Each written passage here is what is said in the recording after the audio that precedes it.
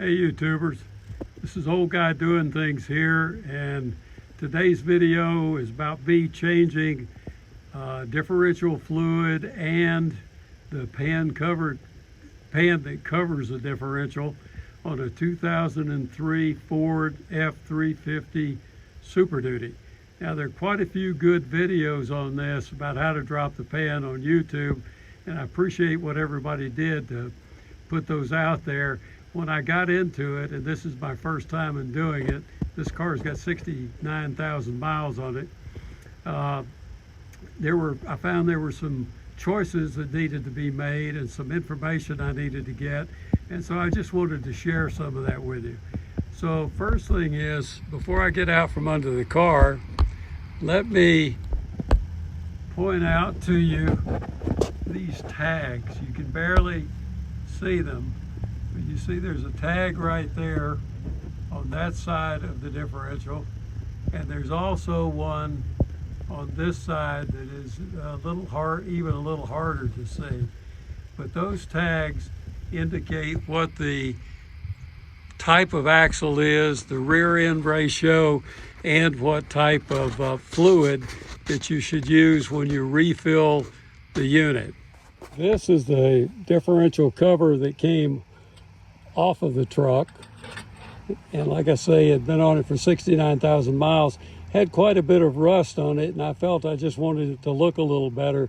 After getting it off, I found that it was pretty thick, and it would have been easy to wire brush this down real good and just repaint it, which if I had it to do over again is what I probably would do.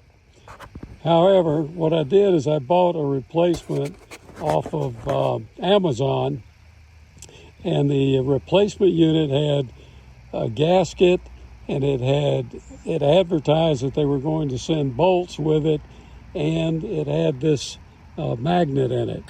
What I found was that they did not send the bolts, so I had to go get some additional bolts from Ford, plus use about half of what I had.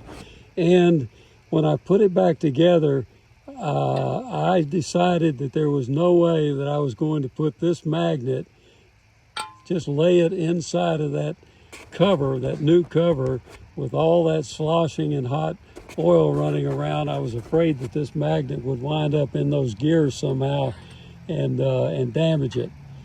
Now, the type of bolts that came off of it look like so, and they have a little serrated kind of an edge on it here and a grip, and these were in fair shape, but what I did is I wire brushed them down real good and cleaned them up, and went and bought like I said, 6 of them from Ford, and then came back, and when I put the unit back on, my decision was to use just the gasket rather than to put RTV around the rim of the gasket or around the rim of the differential case, and use just that, which a lot of people did.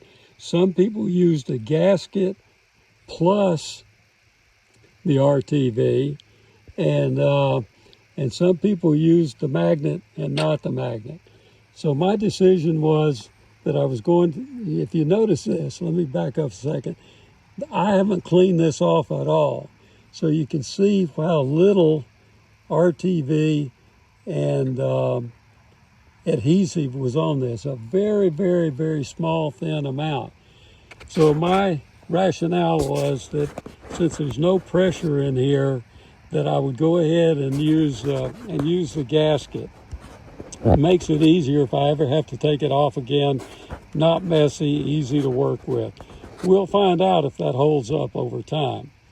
So anyway, the other thing that I ran into is when tightening these bolts, I ran into a lot of differences of opinion about what the torque value should be.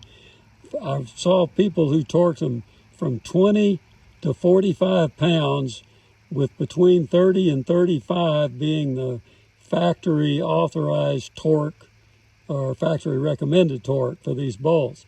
I did not see that in any factory documents. I'm just reporting what I saw on YouTube. Now, so what I decided to do was I decided to torque these at 20 foot-pounds each, and I also used a 6-sided socket which matches these so that I wouldn't round them much in putting them back on or taking them off.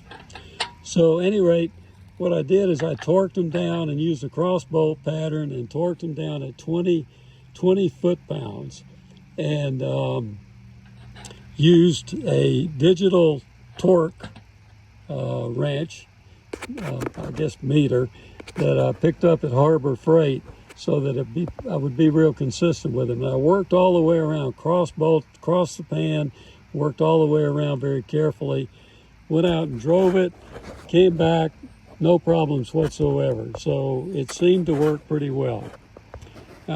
Just a couple of comments on the fluid type.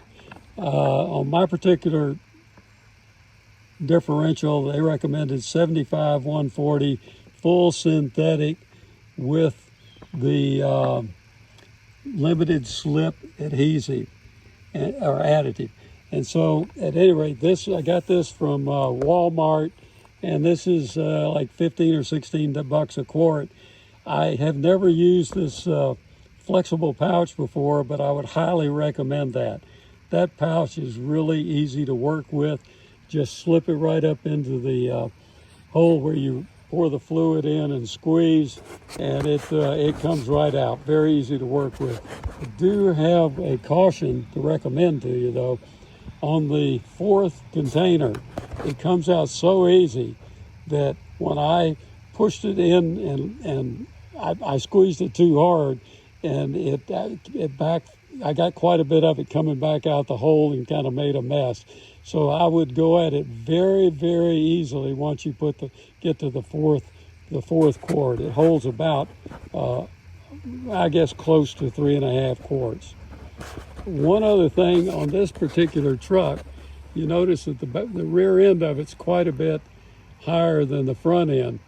And so what I did is I pulled it up over here on this concrete slab, and I tried to level it as much as possible. And pretty simple, really. I just used a level on the running board to try and get it as level as possible in order for the fluid to be at an appropriate level or the right level inside the differential. With the back end cocked up like this, I just didn't want it to not get enough fluid in it. So at any rate, that pretty well takes care of the few little things that I did that were that I had to make decisions on. There were some of them were a little different than what was shown on the YouTube videos.